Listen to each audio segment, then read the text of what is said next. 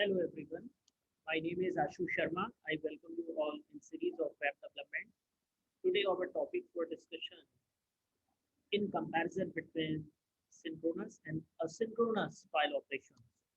So as we have seen some examples in previous video as well. Today we will discuss with some more examples. So very first what I do, I just create one file under this folder fs async new file.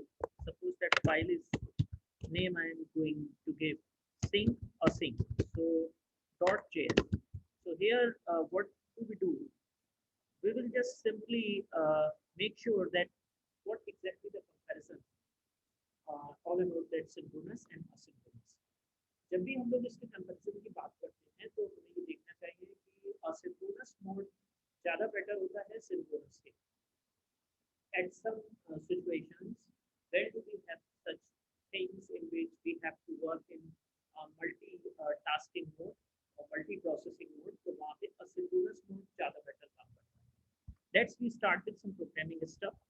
सबसे पहले हम लोग क्या करते हैं? As usual, const एक variable fs यहाँ पे इंक्लूड करते हैं require, और ये जो आपका रिक्वायर होता है ये फाइल सिस्टम मॉड्यूल को हम लोगों को यहाँ पे इंक्लूड करना होता है.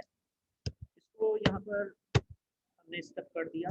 उसके बाद में हम एक वेरिएबल डेटा ले लेते हैं, कॉन्स्ट डेटा, और मैं चाहता हूँ कि मैं एक फाइल को रीड करूँ. तो प्रीवियसली हम लोगों ने जैसे read.txt ये फाइल बनाया हुआ था, तो मैं चाहता हूँ कि मैं इसको रीड करूँ. तो fs.read फाइल.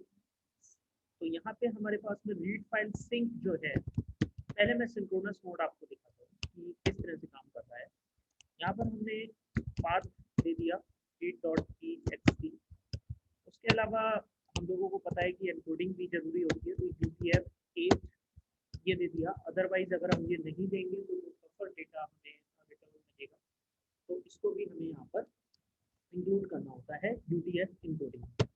अब इसके बाद में हम कंसोल .log यूज करते हैं, और जो डेटा है उसको यहाँ पे हमें आउटपुट में प्रिंट कराना है. इसके साथ में एक लाइन ऑफ एक्शन हम यहाँ पे और लेते हैं और यहाँ लिख देते हैं वेलकम टू माय चैनल. ठीक है, तो इस तरीके से हमने यहाँ पे वो लाइन्स लिख दी. अब यहाँ पे हमें ये देखना है कि कौन सा लाइन इसमें से, कौन सा स्टेटमेंट इसमें से पहले एग्जीक्यूट होगा. यहाँ पर हम लोग सिंक्रोनस मोड की बात कर रहे हैं. Let us we come to the terminal. Terminal में हमें उस जो हमारी जो फाइल है वो fs async फोल्डर के अंदर है. यहाँ पर जो हमने अभी फाइल क्रिएट की थी sync async.js. तो पहले मैं इसको नोट और उसके बाद में फाइल का नाम async और .js.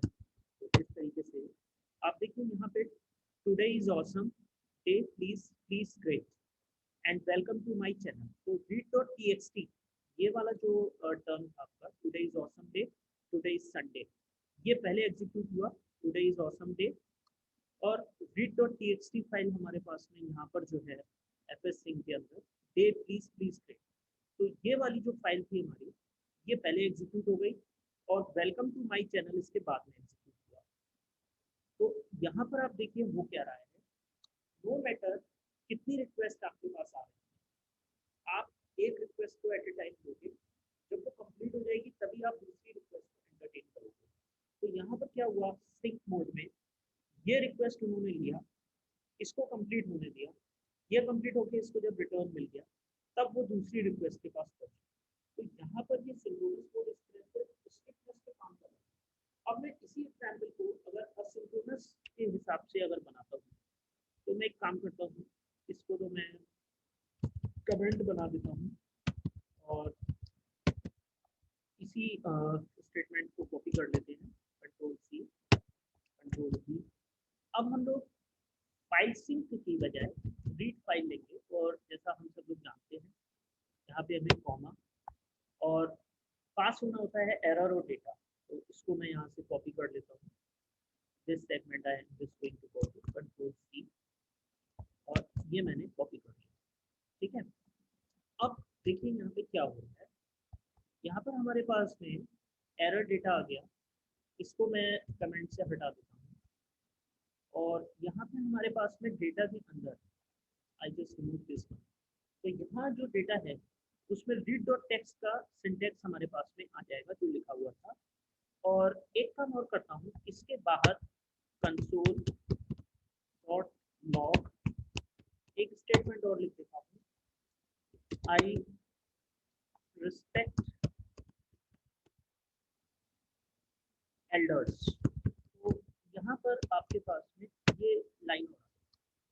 अब अगर हम देखें तो सिंक्रोनस में क्या हो रहा था, कंसोल डॉट लॉग डेटा ये हमारा पहले एग्जीक्यूट होकर जब कंप्लीट हो गया ये टास्क, उसके बाद में सेकंड टास्क हुआ। अब यहाँ पर क्या होगा ये हम लोग देखते हैं जब हम असिंक मोड यूज कर रहे हैं। तो let's I am just running this file. तो देखिए आई रिस्पेक्ट एल्डर्स ये पहले आ गया, और रीड डॉट टेक्स्ट का जो अभी ये हमने सिंटेक्स देखा था, जो हमारे पास में ये टेक्स्ट लिखा हुआ था, today is awesome day please please great, तो ये हमारा बात है। तो इसमें ये हुआ कि क्योंकि ये टाइम ज़्यादा ले रहा है, इसलिए ऐसा नहीं है कि जो एग्जीक्यूशन है वो जब तक नहीं कंप्लीट होता इस स्टेटमेंट का तब तक वेट होगा, नहीं। जैसे ही मल्टीपल टास्क इसको मिलेंगे जिसका एग्जीक्यूशन पहले कंप्लीट हो रहा है, जो कि कम टाइम ले रहा है, वो पहले आपका डिस्प्ले हो रहा है, और जिसमें थोड़ा टाइम रीड करने में ज़्यादा लग रहा है वो बाद में डिस्प्ले हो रहा है। जबकि यही चीज़ जब हम सिंक्रोनस से कर रहे थे तो ये एक एक करके रिक्वेस्ट को हैंडल करता था, और जब रिस्पॉन्स देकर कंप्लीट हो रहा था तब जाके सेकेंड रिक्वेस्ट को ले रहा था। तो ये एक डिफरेंस होता है synchronous mode of that file system operation और asynchronous mode of file system operation. Thank you so much for watching this video. If you like such videos, please like the channel and subscribe it so that I will put new videos and you will access them. Thank you so much. Have a nice day.